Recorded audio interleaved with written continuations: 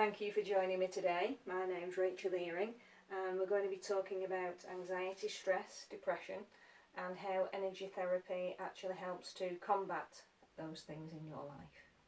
Mental health is obviously becoming more and more prominent, especially with the royals taking on quite a bit of the coverage of that.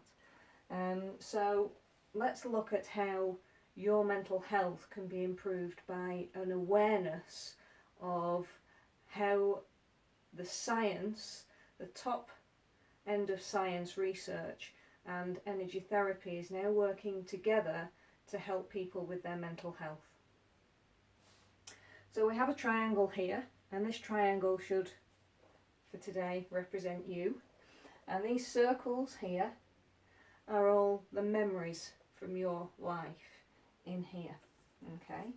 And the more full we become of all of these circles in our life, then the less space we have to fit in the new things that we want to do.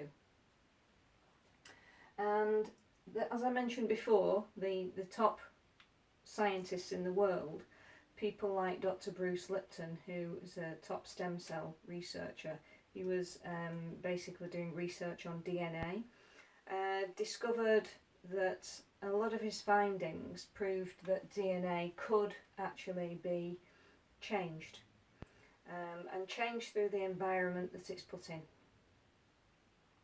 So if that is the case, he then went on to talk to top quantum physicists who were investigating our atoms, okay?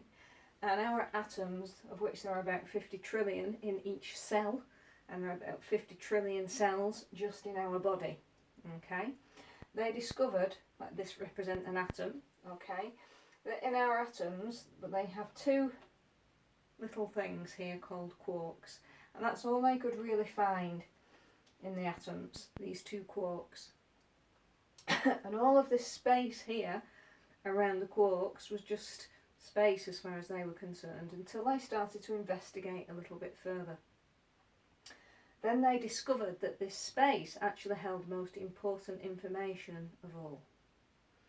And quantum physics, they're investigating vibrational frequencies. And within each atom, okay, there are thousands and thousands of frequencies going through, basically energy going through each atom, okay? And the sort of highest thing that we can quantify this is that we can understand is this energy travels sort of at the speed of light, okay? So if all this light energy is in our atoms, it then sort of transforms down into alpha, beta, gamma. And so if you follow physics, your microwaves, your radio waves, all those type of waves, okay, go through our atoms. So there's lots and lots of information in there.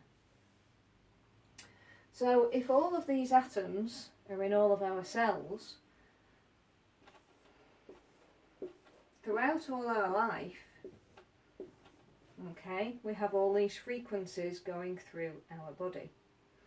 And again, the law of physics proves that any frequency, any form of energy, never actually disappears, it just transforms into a different form of energy.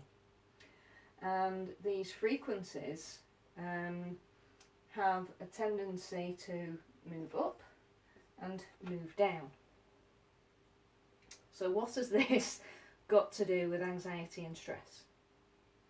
Okay, if we are full, okay, because of all our past memories that come up and haunt us when we're trying to go to sleep, what if I'd done that?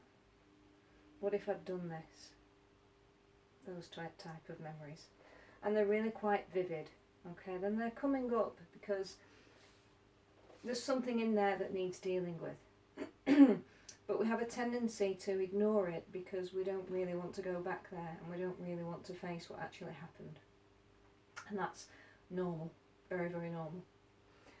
But what actually happens is, if all these frequencies are running through all our memories and our cells, in all the cells of our body, emotionally and physically, okay, For anything event that has gone through in our life, there might be several frequencies going through just one particular memory. And on those,